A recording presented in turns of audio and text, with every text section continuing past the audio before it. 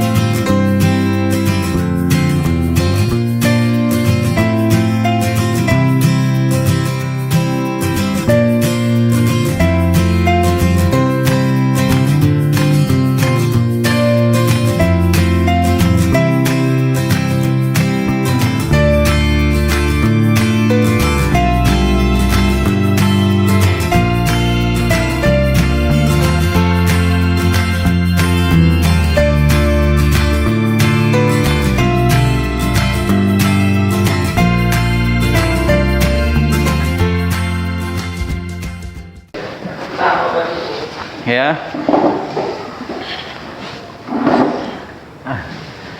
Oke, assalamualaikum warahmatullahi wabarakatuh.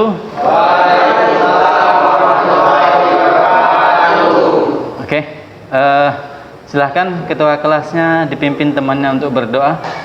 Teman-teman, sebelum mulai pelajaran pada hari ini, mari kita berdoa menurut agama dan kepercayaan kita masing-masing. Berdoa mulai. Berdoa selesai. Oke, terima kasih Mas Danu. Semua siswa apa kabarnya? Semua? Baik, Pak. Ya, alhamdulillah ya, baik semua ya. Ini saya lihat ada 15 peserta didik, 15 siswa, berarti semuanya hadir, tidak ada yang tidak hadir ya. Oke. Di masa pandemi ini Bapak untuk mengingat kembali yaitu menerapkan 3M. Ada yang tahu apa itu 3M? Memakai masker. Oke, pakai masker. Yang lain? Menjaga jarak dan mencuci tangan dengan sabun. Kita bisa masuk dengan tetap menerapkan protokol kesehatan dengan ketat. Oke ya. Oke.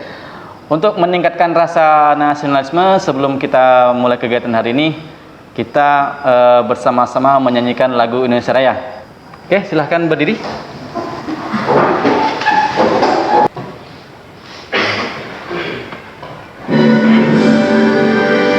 Indonesia tanah airku, tanah tumpah darahku.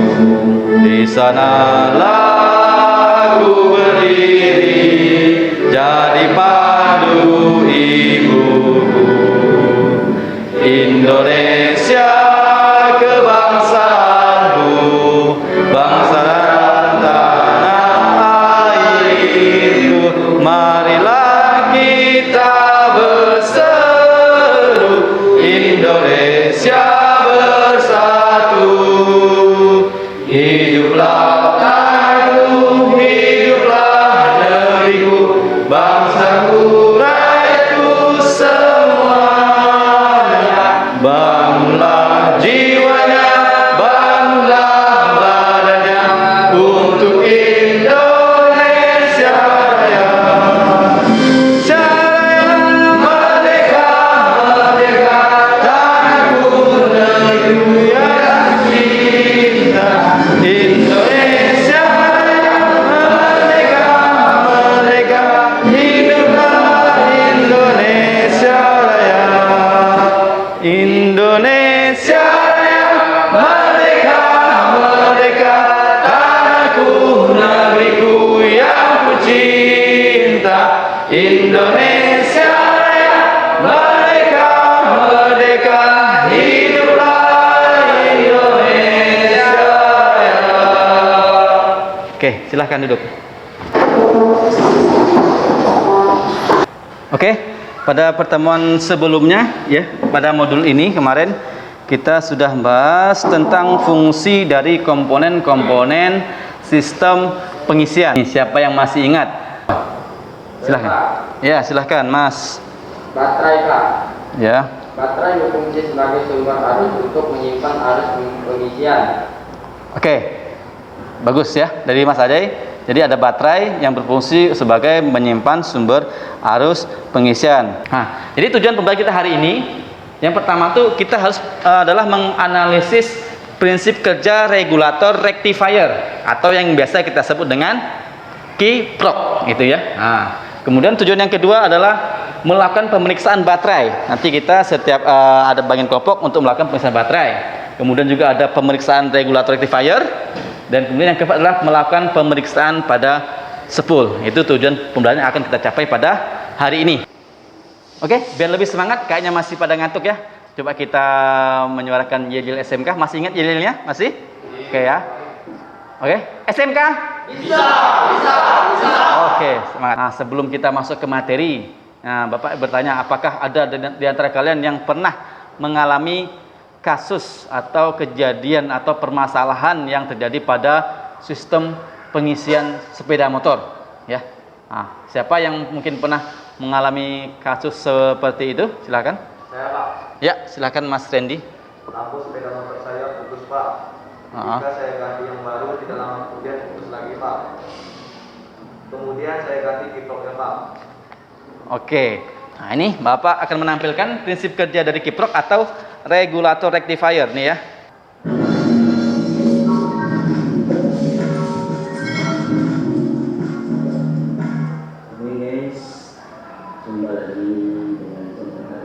Oke, itu tadi ya. Perhatikan Mas. Nah, ini. Jadi spool ada dua spool ini ya, namanya tadi disebut dengan generator, artinya dia penghasil listrik. Nah, dalam generator ini ada lilitan yang namanya spool. Nah, pemeriksaan kondisi baterai. Perhatikan Mas. Tuh. Nah, oke. Baterai. Nah, ini alat yang digunakan untuk mengukur berat jenis baterai. Nanti kalian akan mengukur berat jenis baterai dengan menggunakan alat ini. Namanya adalah hidrometer, ya. Nah, mengukur cairan seperti itu. Oke, yang akan digunakan. Nah, ini cara mengukurnya. Nah, ini ya. Jadi, untuk mengukur berat jenis baterai, kita akan menggunakan alat ini. Alat ini namanya hidrometer, ya. Kemudian Bapak ingin kalian membagi kelompok. Satu kelompok terdiri dari 5 orang, ya. Nanti masing-masing kelompok ada satu alat yang akan dilakukan pemeriksaan. Itu dibuka dulu semuanya. Oke. Itu.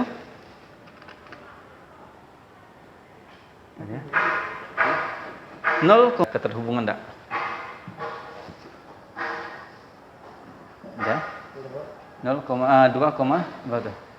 Jadi nanti setelah kalian dapat angkanya, ya, kalian cari datanya di internet menggunakan, ada yang HP kan? Nah, silahkan cek datanya browsing melalui internet, melalui Google.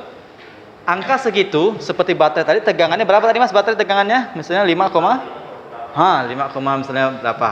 Itu tegangannya itu normal atau tidak? Nah, saya minta perwakilan untuk kelompok pertama. Bapak minta dari awal dulu. Saya minta dari kelompok baterai. Silahkan untuk memaparkan hasil pengukurannya. Silahkan Mas. Baik Pak. Oke teman-teman, dari hasil pemeriksaan yang telah kami lakukan pada baterai ini, hasil yang kami dapatkan adalah 1. Berat jenis elektrolit baterai adalah 1,285. 2. Pada terminal baterai tadi terdapat korosi dan mengganggu arus pengisian yang masuk ke baterai.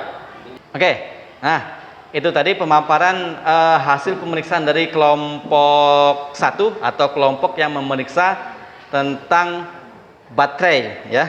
Oke, barangkali dari penjelasan kelompok 1 Aditya dan kawan-kawannya, dari kelompok lain ada yang ingin bertanya, silahkan. Oke, silahkan Mas Bido Wisara. Saya ingin bertanya, kalau mengetahui berat jenis baterai 1285, tindakan apakah yang harus dilakukan? Oke, silakan. Perlu ditambahkan air suling agar berat jenisnya berkurang. Ya, jadi itu disesuaikan. Oke, itu tadi ya. pemaparan dari kelompok pertama. Oke, berikan tepuk tangan untuk kelompok 1. Oke, silahkan Mas Danu untuk memaparkan hasil pemeriksaan kelompoknya.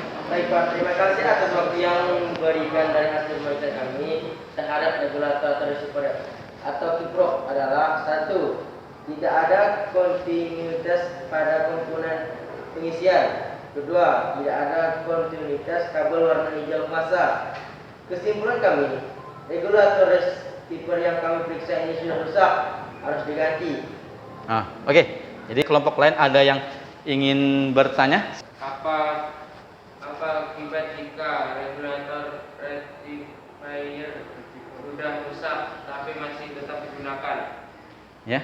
Apa yang terjadi jika regulator rectifier rusak tapi masih tetap kita gunakan? Apa kira-kira yang terjadi, Mas? Silakan. Baik, apabila regulator rectifier sudah rusak tapi tidak dapat diganti dan dapat merusak komponen lainnya. Contoh, lampu bisa putus ketika muter mesin tinggi.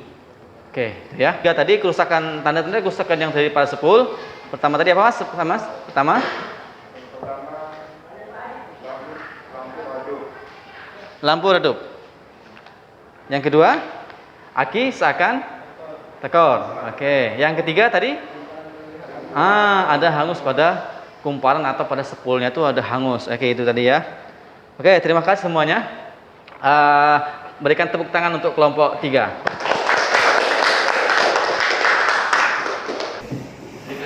Maka kita akan mengukur baterai baterai, beberapa jenisnya. Karena kita ada standarnya untuk mengukur baterai. Jadi tahu apa yang akan kita lakukan tindakan. Jadi pemeriksaan itu fungsinya adalah untuk menentukan tindakan apa yang akan kita lakukan, gitu ya. Untuk baterai periksa berarti segitu. Jadi kita tahu tindakan yang kita lakukan. Artinya pemeriksaan itu sebelum terjadi kerusakan, pemeriksaan atau perawatan. Ya.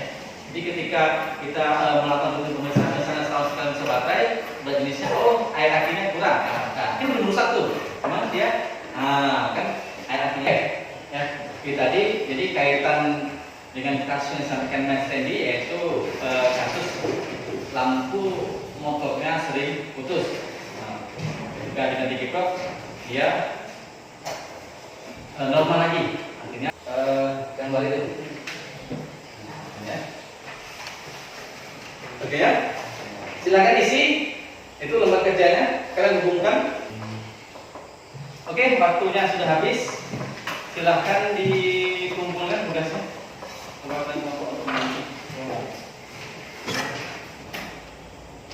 Oke, dari hasil observasi dan diskusi tadi yang kita lakukan bersama teman-teman, kita akan bersama tadi ya. Siapa yang bisa memberikan pengalaman apa yang kalian dapat dari kegiatan kita yang lakukan pada hari ini?